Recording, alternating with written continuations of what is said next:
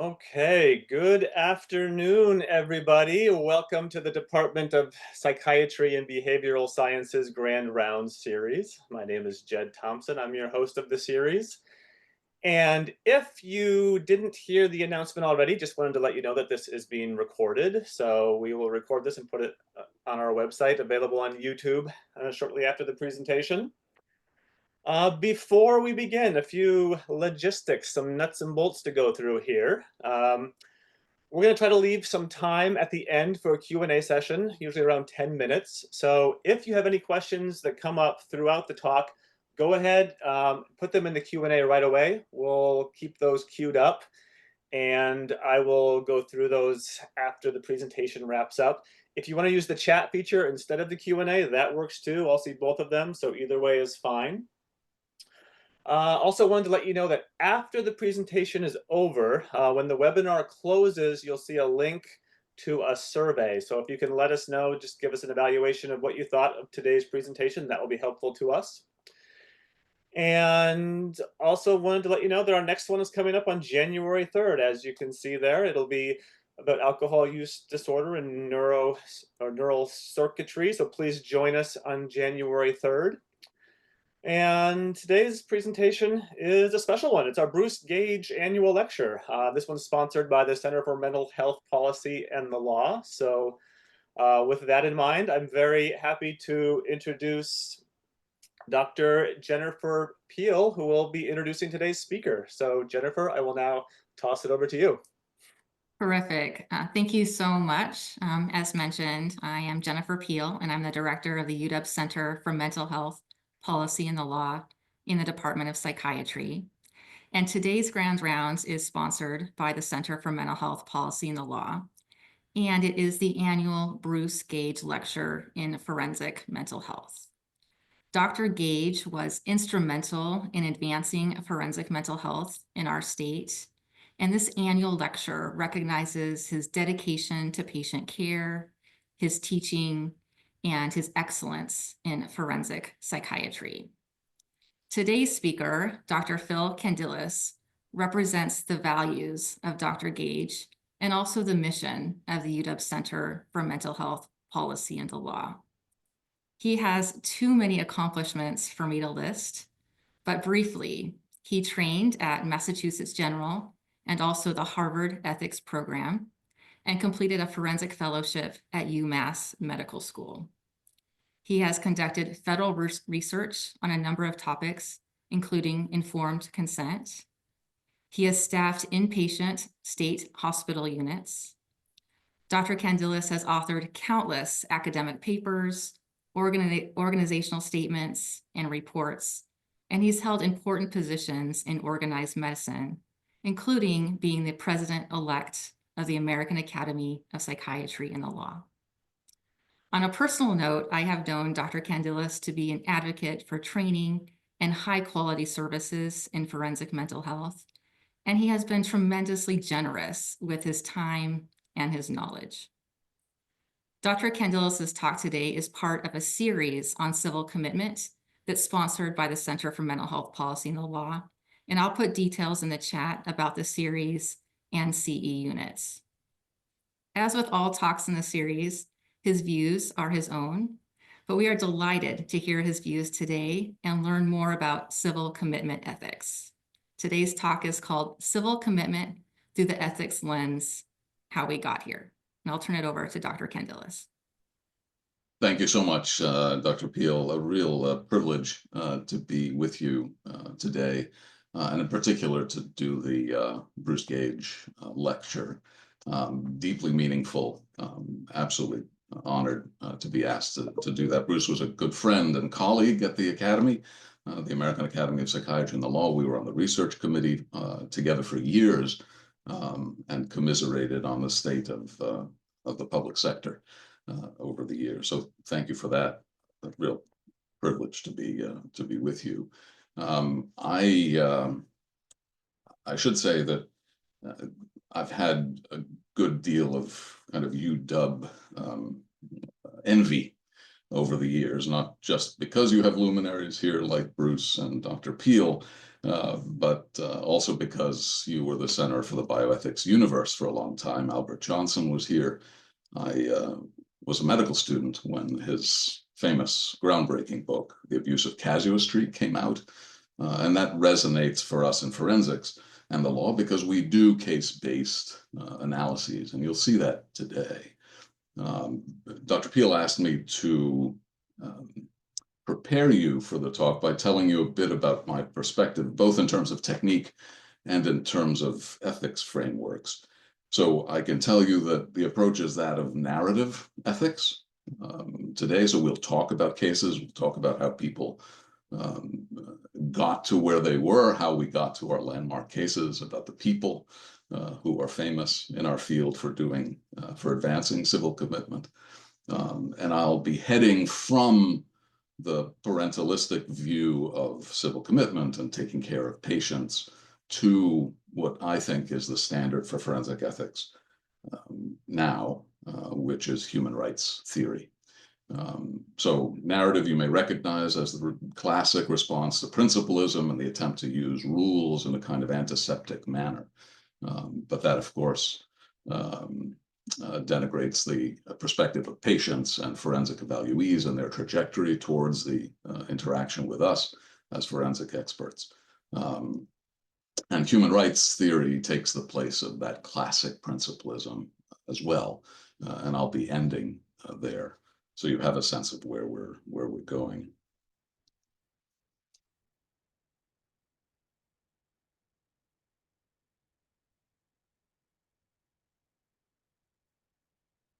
I give you a picture here of St. Elizabeth's Hospital. This is the only state hospital in our jurisdiction. This is Washington, D.C., built in 2010, state of the art.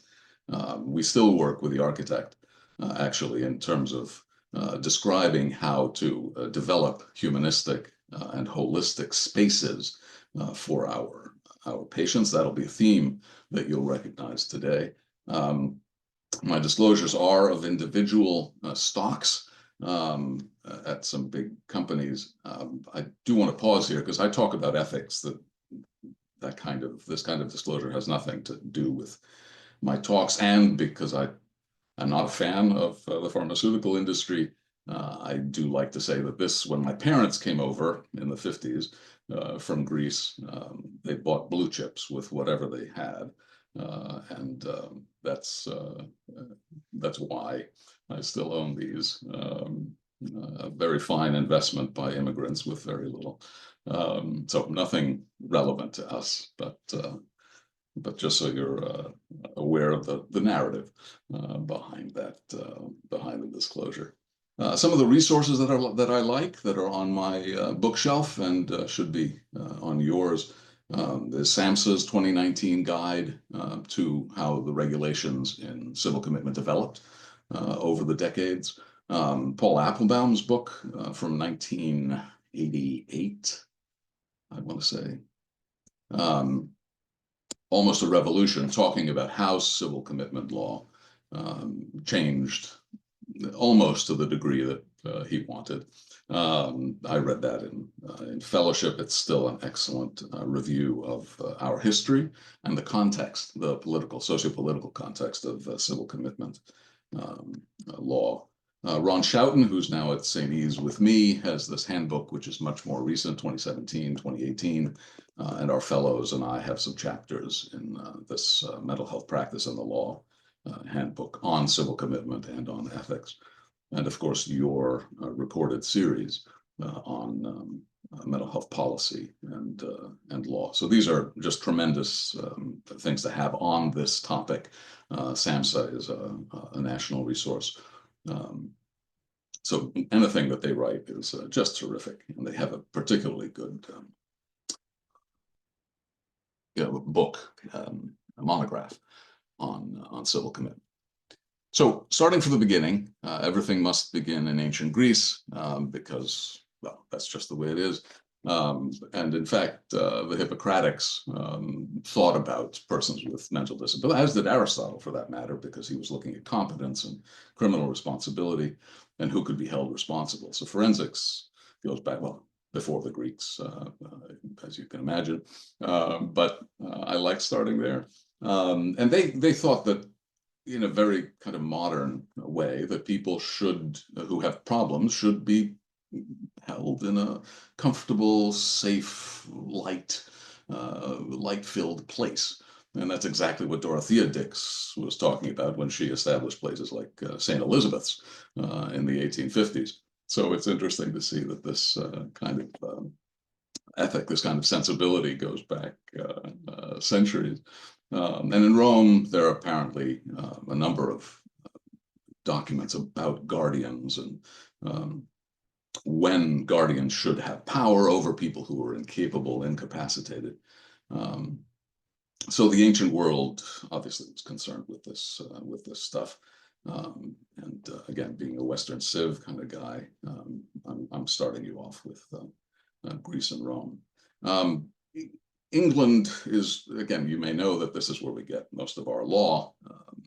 Case law that you see is often easily translated from Great Britain to the colonies, and common law certainly is where we've been built, where our legal system has been built.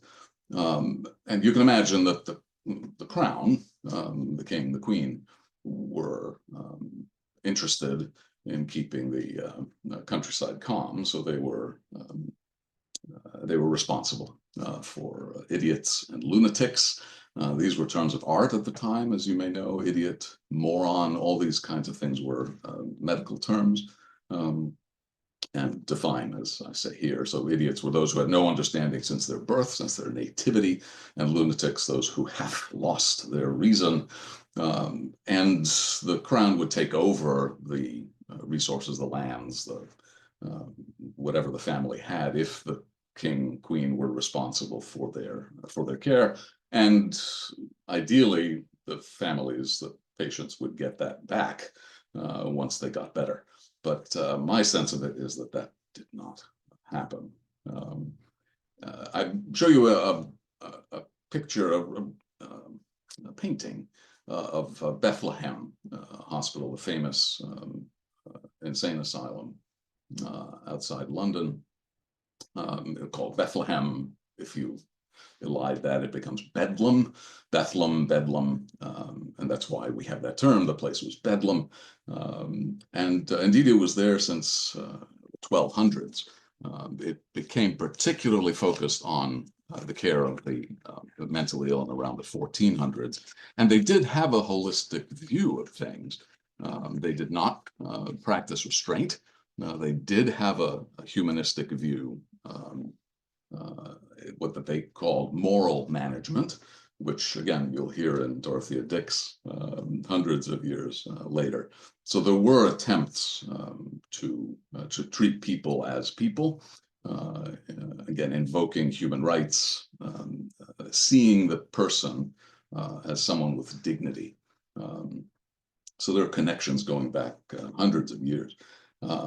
At the same time, I show you here a shilling on the lower left, which is what you could pay on the weekend to go look at the crazy people. So there were tours of Bedlam, and people came to look at them as if they were not so dignified.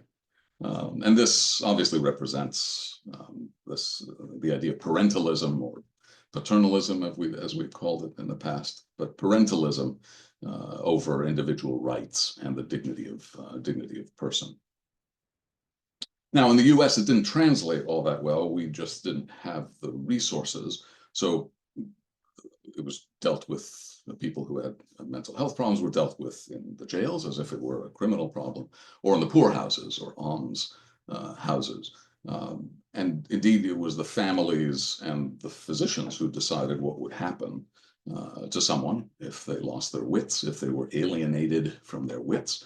You may have heard the term alienist for psychiatrists. That was what they were called at around this time. And again, this parentalistic idea of the family knows best. They know the patient best. And doctors who are expert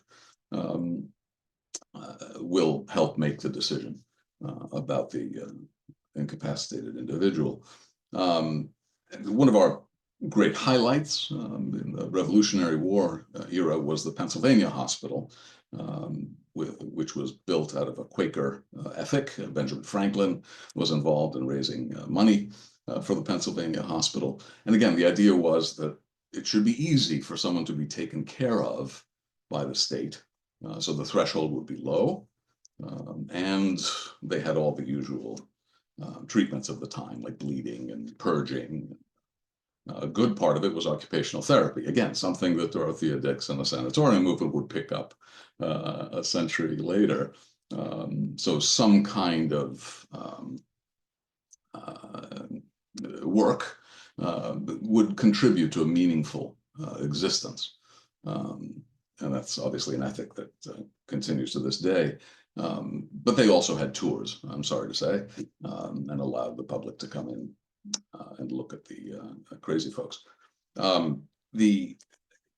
show you the Kirkbride model here because as we get to moral treatment and Dorothea Dix, and because there wasn't much treatment, the idea was that even architecture of the asylum could be salutary. It could be useful to the patients. So architects actually published in the medical journals, and Thomas Burke Kirkbride was at the forefront of this. This is the famous batwing model. I give you a view of it from the top, and then St. Elizabeth's from 100 years ago. This kind of stepped echelon construction where there was a lot of light, air could flow, and different patients with different conditions could be separated. And the administrative section, the one in the middle, was protected by keeping the most quiet patients near them and the more manic and agitated at the ends. Again, didn't have much, but this was an approach, and Kirkbride influenced over 300 hospitals in the U.S. At that time. So, and again, the values of it were affected by the Quakers, who were holistic and humanistic in their view, and people like Benjamin Rush, who, one of the signers of the Declaration of Independence, who said mental illness should be freed from moral stigma and treated with medicine rather than moralizing. Because again, you still have people who are worried about possession and being cursed, and that this must be some kind of visitation, that mental illness must be some kind of visitation and representation of sin. Now, in this time, you had approaches to science. So I show you here a picture of what looks like a restraint chair, but it's actually called the tranquilizer because it's based on the hypothesis that, and this is Rush's hypothesis, that too much arterial blood flow results in agitation and psychosis and mental illness. So it's an attempt to quiet the body, especially the upper body, and make sure that the blood flow is somewhat lessened by making sure that you're not agitated or moving around. So this is one of the early attempts at science. Unfortunately, and ends up with something that looks like this. Now, Dorothea Dix famously went around the country, in the decades that followed, with the height of her advocacy in the 1840s and 50s, just to see how people were being treated. And as hospitals got overwhelmed, and as the local communities sent people into asylums and there weren't resources for them, again, this is stuff that we recognize from our 1950s. This was going on at the opening of new hospitals back, 1833, Worcester State. She wanted to make sure that there were settings that could do moral treatment, that could be holistic, that could treat people in a humanistic fashion. And she was able to convince Congress and the U.S. president at the time to commit resources to places like St. Elizabeth's. And in fact, it was built on a beautiful bluff overlooking the city, where there was lots of light and fresh air and gardens and and fountains. I mean, if you see some of the old settings, the blueprints, they're really stunning. So the milieu, the asylum itself, was seen as an element of treatment.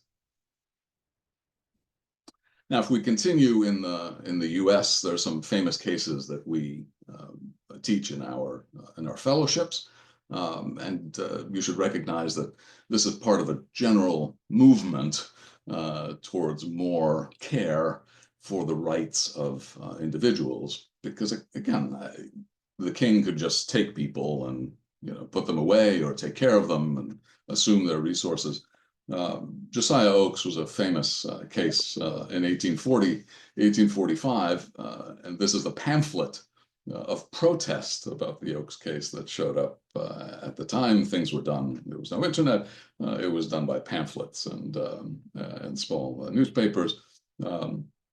And he had been confined by his family, and in a rare use of habeas corpus, he asked that he not be held any longer, and he wanted some articulation of why he was being held. And you may know that habeas corpus is known by our legal friends as the Great Writ, because it was this response to the Crown, which to that time was able to simply take people and throw them into the Tower somewhere in a dungeon, into Newgate Prison, and not be responsive to anyone. If the family came looking, there was no habeas corpus. There was no, you have the body, show it to me, and subject it to evaluation. The full thing is habeas corpus ad subjiciendum. So expose the body to an evaluation, to an exam. I want to see the body that you have. And this Massachusetts court recognized that the standard had to be safety, and that it should be decided on a case-by-case basis. Again, this casuistry kind of response. The question must then arise in each particular case whether a patient's own safety or that of others requires that he should be restrained for a certain time, here just meaning isolated, hospitalized, and whether restraint is necessary for his restoration or will be conducive to it. And again, this is the kind of approach, late 1700s, early 1800s for us, that started this move away from the parentalistic kind of family and physician decisions towards this idea of safety. And many of the historic hospitals that you may know about were built in this time. The first one being at Eastern State down at William and Mary here in Williamsburg, Virginia. Worcester State being the second in Massachusetts. St. Elizabeth's by that time was one of many. We were built in 1855. And indeed, this movement continued with some very interesting highlights, even from the director of the NIMH, who tried to draft this act governing hospitalization of the mentally ill. And his view was that he wanted to try and hold back this move towards the courts deciding and retain it as a medical decision. And something that was essentially lost right around this time. For us in Washington, D.C., it was the Ervin Act. This is Sam Ervin, the North Carolina senator, better known for the Watergate hearings, who sponsored a bill about dangerousness and the least restrictive alternative. So you could see the kind of movement over the century that is already taking us from the more kind of we'll take care of you ethic and sensibility to the one of, if you're not safe, if you're a danger to yourself or others. Again, this entire movement was more even though it was more about safety, it tried to use the hospital movement, the hospitalization movement, to build on treatment and the availability of resources. Yeah, but as I mentioned, it was a problem both for the Philadelphia Hospital and for Worcester State. There's good documentation in the community of this, that once people realized that the resource was available, it became quickly overwhelmed. So let me introduce you to Mrs. Packard, who's had a number of books and plays and case reviews, studies published about her, and exemplified the movement towards individual rights over the power of the state. Now, she was quite well educated, very articulate. She spoke publicly. She disagreed with her husband, which apparently was grounds for an insanity commitment.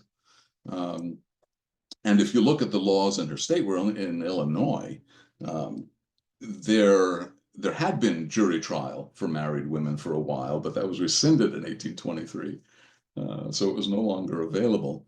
And by 1860, you could be committed at the request of your husband.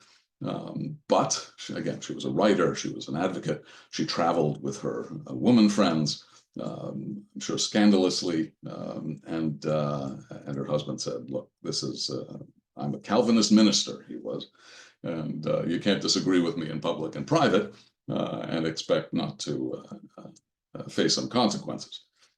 So he put her into Jacksonville State, this is Illinois, at the time. I'll give you a picture of it at the time, but she would not stand for it and filed again habeas corpus in 1864, got the jury trial,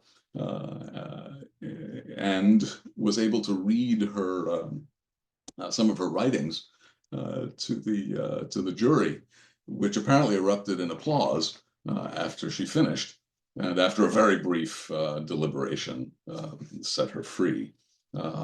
She never divorced, but separated from her husband, and spent her time lecturing, writing, and making a living at it. So quite an inspirational bit of progress. But again, this misuse of power, of the power of commitment, and where it lay. She's a perfect exemplar of that. This is Mrs. Alberta Lessard in Wisconsin in 1971, another touchstone in commitment law. And Paul writes about her, Applebaum, in Almost a Revolution. Says, you know, we're not entirely sure what the behavior was because it's not evident in the record, in the court records. But she may have thought that the NEA, the Educational Association, was overrun by communists. So maybe she was fearful or paranoid. We're not entirely sure. But the court wrote that she was mentally ill and a proper subject for treatment, which is a remarkably vague and low standard. She was seen by a psychiatrist within days, and based on whatever vagaries were evident at the time, he advocated permanent commitment. But as Paul writes, she had an unusual measure of spunk.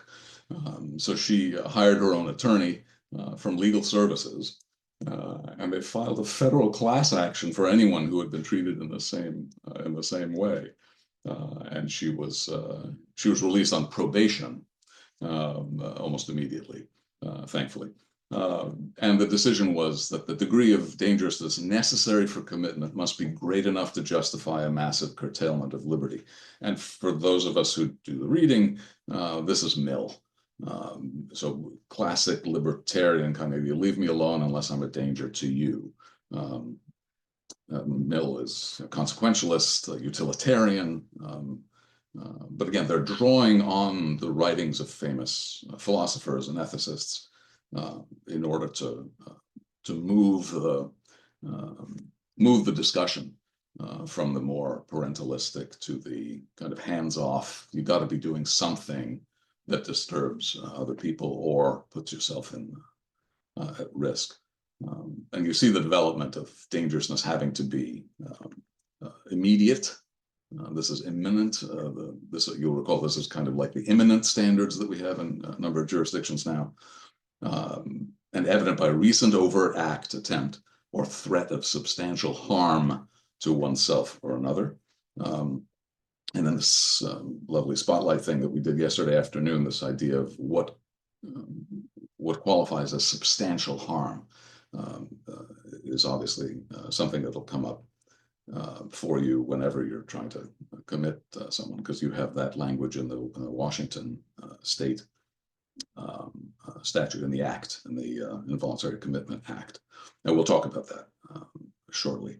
And the standard was beyond a reasonable doubt. So very high standard to begin, which is fine. And as I understand, you've been recognizing from the first lecture in this series that this is the kind of tension that it sets up. I have a picture for you here of Alan Stone, who just passed last year, Harvard law professor, and the president of the APA in the early 80s. We got, as fellows, we got to attend his law school class on mental health law. And his approach was this, trying to get us to manage this tension between something being about treatment, about commitment being about a clinical intervention versus being about a legal process that protects someone's rights. And this is a classic tension for any community, any society, of safety versus individual rights. You see it after during the threat of war, thinking about Alien and Sedition Acts here under President John Adams, but also the Patriot Act after 9/11, all the kinds of things that scale back on individual rights for the purposes of community safety. It also cuts down on negotiated solutions. So yesterday afternoon, we were talking about how some jurisdictions allow interaction between the parties, someone who's being committed and the government usually, to try to figure out collectively something to present to the judge. So Massachusetts was a bit like that, DC, not so much. And you can imagine that this is controversial, but also necessary because of an overburdened legal system. So there's an attempt to manage this tension in different jurisdictions with different levels of success. Let's put it that way. And we can talk in the Q&A about whether you think this is a good thing or a bad thing. But I emphasize this just to highlight the final move from parens patriae, the state as parent, right? The parentalism model we're talking about, and what is characterized as police power, right? So if it's the safety of the community or the safety of citizens that matters, it's the police power of the state that predominates. Now, one of the things that people started to recognize at the end of the last century is that it can't just be that you're putting people in for treatment. There has to be something more. And the APA's model code that Stone was heavily involved in, the Model Commitment Code, centered on treatment availability. I mean, why would you put someone in a hospital if it's not about treatment? And if you don't have a hospital or you don't have resources, why would you choose that, the hospital? And the patient would have to be incompetent. Otherwise, why would you put them in a place where you're going to make decisions about them, for them? They'd have to not have decision-making capacity. And he and the others at APA chose the reasonable person standard, which is fine, general kind of standard. Anyone sitting in the shoes of a reasonable person, whatever that is. But it was both about treatment and something more, something else.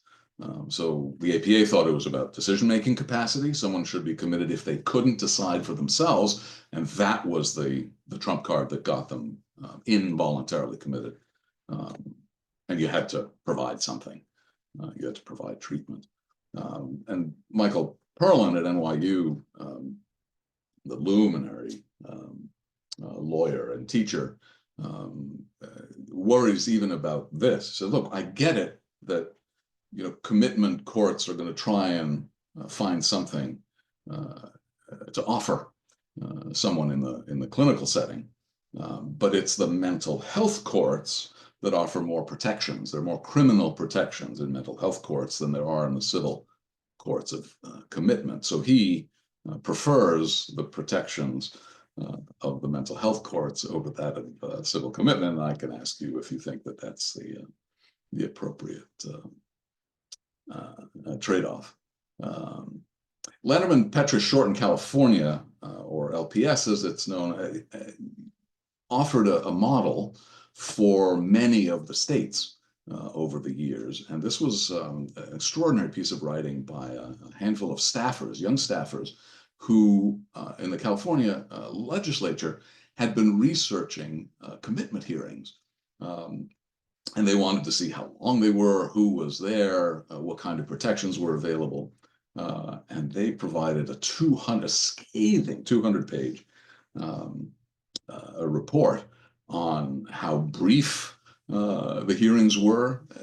They measured them at, I think it was 4.7 minutes or something. It was not at all procedurally protected. And they said, look, this is not, this can't be the way in which we confine people. If you're going to put them away for a long time, there have to be other options. The outpatient setting, for example. So they were very much part of the deinstitutionalization movement. And by the 60s, the conditions were not good in state hospitals. But they focused on danger and grave disability. This is where you see the grave disability language for the first time, and increasing procedural protection. So having the patient present, making sure there was some kind of spokesman, some kind of legal representation, and that there was an appropriate connection to treatment. So the confinement had to be, you can't just put them away because they're mentally ill, right? We saw what the APA said about that. But you have to offer something. It has to be a quid pro quo. And as I say, this is very much part of the deinstitutionalization movement that was going through in the 1950s. Now, the Supreme Court for us started to get involved right around this time. And here's a picture of Ken Donaldson looking happily at the Supreme Court decision in his favor in 1975. This is the famous O'Connor v. Donaldson landmark case, where he went to a visit to his family in Florida, apparently, and he was complaining to his dad that his food was poisoned. And Dad said, okay, I think you need some help. So he committed him to Chattahoochee State Hospital, Florida State Hospital. And there Ken languished, refusing treatment, by the way, so for 14 years, just under 15 years. And the reason I hate this case is because it's such an exemplar of where we've been and where we are now. O'Connor was actually the superintendent of the hospital, and his doctor was Donaldson's doctor. And the requirements, there are pictures of the hospital at the time with just kind of a dorm room, just beds, one after the other. Donaldson was a 60-bed unit. There was no therapy, there was no group privileges, there was no individual privileges. You could have one note every 3 to 4 months, if I remember correctly. You could see the doctor once every 12 to 18 months. There were no treatment plans as we have them now. Certainly no groups and things like that. Now, as you may know, you have to write notes every day. You have to have a treatment plan. There have to be group meetings that involve the patients. I mean, just a sense of, how far we've come in 50 years. Anyway, the Supreme Court came up with this lovely, vague decision that he couldn't be kept he couldn't be kept in the hospital if, there were people willing to take care of him. And his friends and family were absolutely willing to take care of him. The Supreme Court said the state cannot constitutionally confine without more a non-dangerous individual, again, the dangerousness language, who is capable of surviving safely in freedom by himself, which he was, or with the help of willing and responsible family members or friends. And again, well, this is what he had. Ken Donaldson had supportive family and friends. And this centers on what without more means. So you can't put someone who's not dangerous and is competent into a hospital unless you're going to do something, right? And the argument for the last 50 years has been about what without more means. And I'm guided by Steve Benke on this, someone who went through the Harvard Fellowship when I did and is an MD-JD, who agrees that this is probably about treatment. That the Supreme Court left open the idea that dangerousness was a criterion for commitment, but that it left open that it wasn't just dangerousness that need commit someone, so that there may be a treatment element to it. And I should say that SAMHSA actually agrees with this interpretation. And we teach our fellows that you have to be able to offer something. This is a very famous wording, very famous vagueness that leaves open this idea that treatment is still a priority, even though dangerousness has now taken over from the need for care.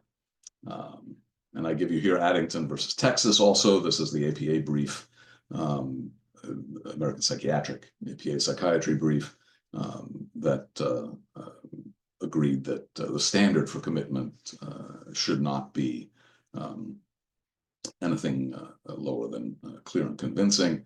APA was against beyond a reasonable doubt.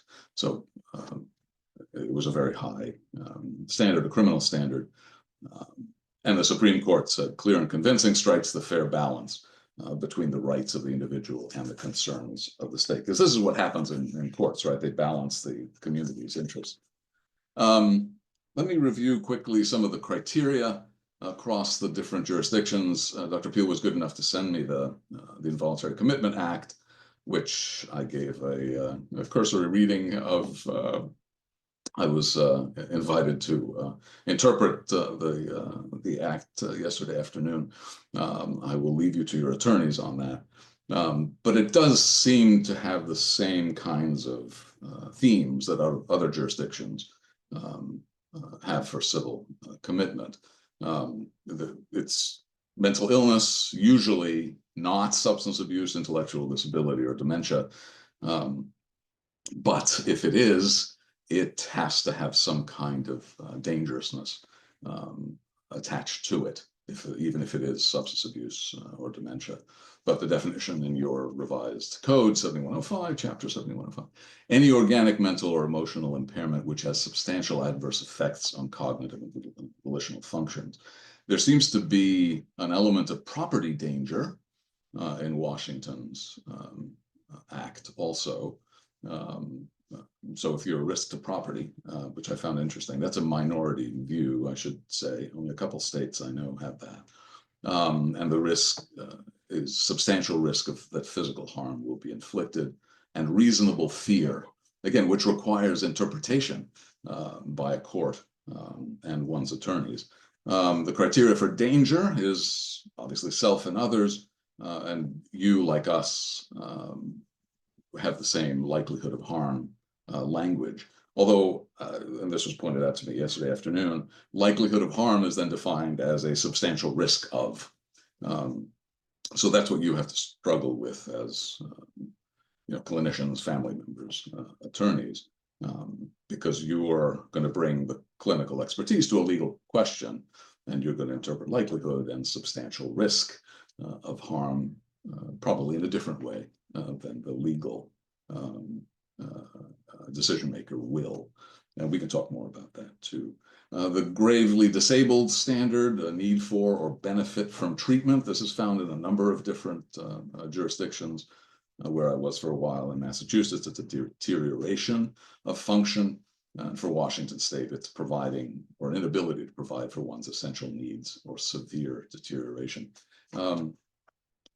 This idea of competence or capacity is a thread in some jurisdictions. It's a remnant of this idea of committing someone and then just taking over their lives. In Massachusetts, there's a bifurcated process where you do the right to refuse treatment assessment right after commitment, so that someone's committed or not. If they are successfully committed, then the court decides whether they're capable of making a decision or not about meds. I want to say one thing about outpatient commitment. This is assisted outpatient treatment, involuntary outpatient treatment, or community treatment orders. There is still a significant controversy over this in the research as well. These are civil orders, you may know. So transport for evaluation if someone is off their meds and they're under some kind of court order for it. And they can't be forced in the community. So it's transport. You can transport someone to an ER. And it seems to do fine for minor violence prevention and for rehospitalization rates, although not for more significant violence, for example. So if you give someone intensive services as an outpatient, you might see in the outcomes literature fewer arrests, greater possession of meds, keeping one's meds, holding on to them. The hospitalization literature is less robust. And the idea is that it has to be of adequate duration. So you have to have the resources in the community and have them last long enough, usually over 6 months, for it to be helpful. And the controversies are over whether communities have enough resources for this and whether they're being overly used among people of color. The APA, I think, has it right here. They try to decide under what conditions and for whom does the outpatient commitment order become effective. New York, I should tell you, is probably the best model for this. This is Kendra's law. You may remember as a young woman, Kendra Webdale in 1999, who was pushed in front of the N train by someone with a history of mental illness. But Kendra's law, very well resourced, New York, excellent at doing this.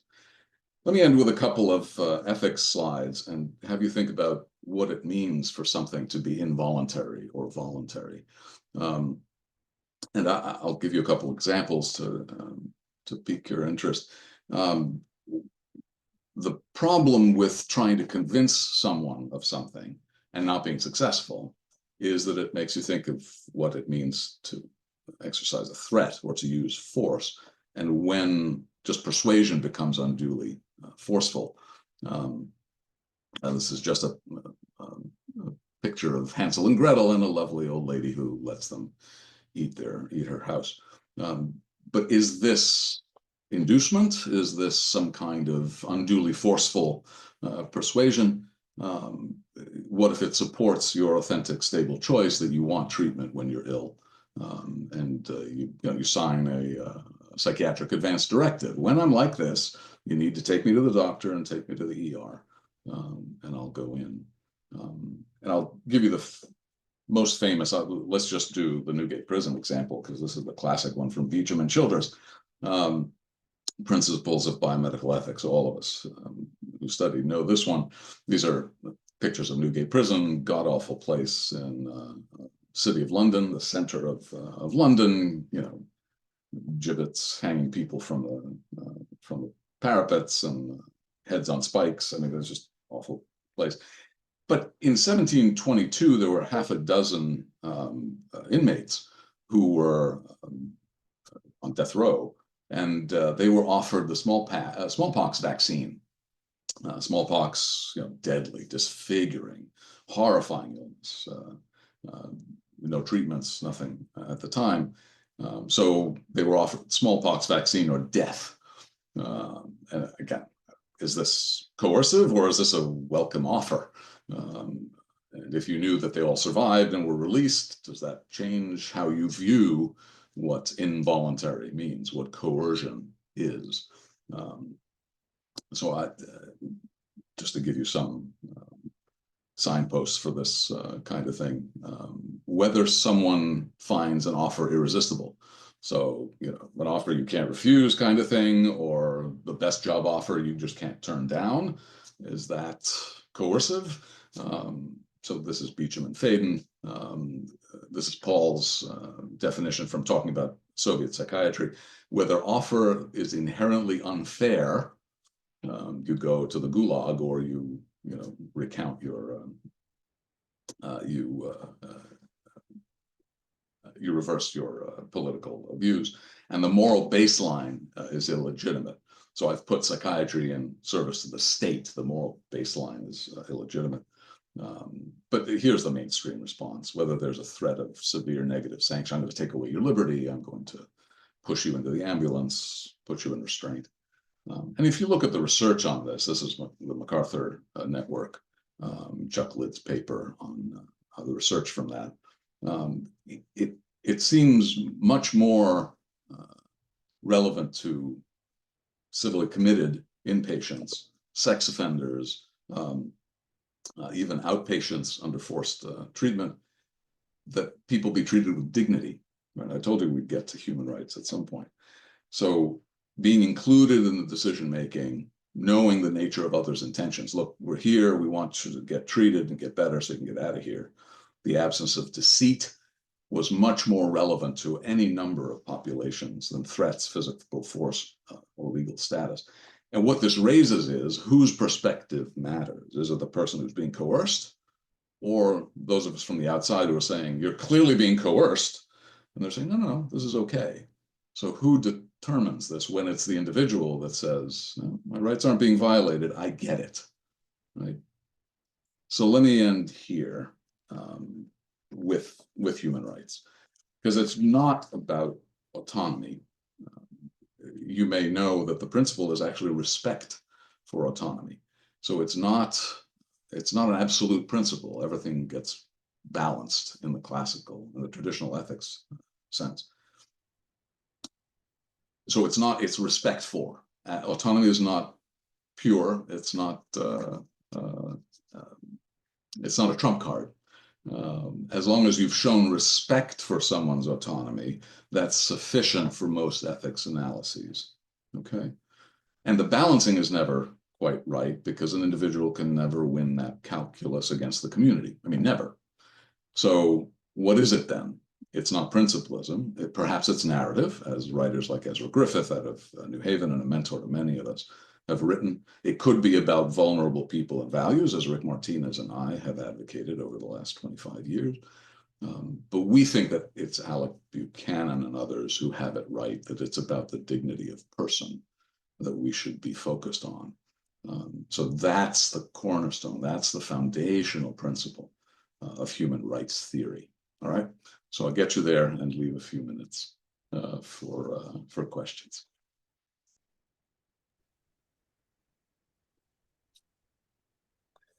Great. Thank you, Dr. Candelas. That was very interesting. And I'm sure we do have a lot of questions from the audience. A couple have come in. So folks out there, if you have anything you want to ask, we've got about, 6 minutes here. So go ahead and put those in the Q&A. Let me just ask you one here that came in just a few slides ago when you were talking about coercion. So the question is about, is coercion possible when a person is so mentally unwell that they lack the capacity for reality-based decision-making? So if you could talk a little more about that for us. Yeah, again, it depends on the perspective, right? So if we're looking at it from the third party perspective, it's still coercive. I mean, you're forcing someone to do something that they wouldn't otherwise do, right? The severe physical sanction. Something bad is going to happen. I'm going to tie you down. I'm going to walk you to the ambulance. I mean, whatever it is, it's still coercive. I mean, I get that it's to help someone, but it's still a coercive act. I mean, the motivation is fine, and there's an entire canon on motivations. If your motivations are pure and you're doing it for a good reason, that justifies what you can do. But it's still coercive, right? Again, perfectly justified coercion, because you're taking care of someone who can't make decisions on their own. And again, we have this problem in Washington, D.C. every winter. The city goes around, takes the undomiciled off the grates and brings them in before they freeze to death. And the civil rights advocates go, no, you got to leave them alone. It's like, but that's, how is that an adequate use of rights language? Or how is that an adequate appreciation of someone's dignity? And this is, again, struggle in every big city. Washington, it's in the Washington Post every winter. This is why we talk about this in terms of tensions. But if you want to protect individual rights, you may lose some people on the grates each winter.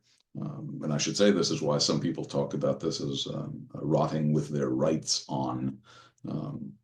Again, a controversial way of looking at it, but by some very prominent writers. Yeah.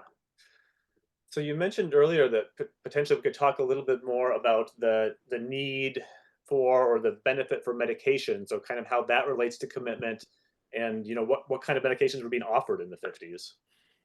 In the what, Jen? In the 50s, 1950s. Oh, in the 50s. Yeah. Well, Thorazine, we didn't have it till 56, I want to say. But we had plenty of sedatives, chloral hydrate. We used lithium salts. We used diabetic coma, putting people into insulin shock. So we had some things. I mean, people won Nobel Prizes for lobotomy and ECT and things like that. So there was a science.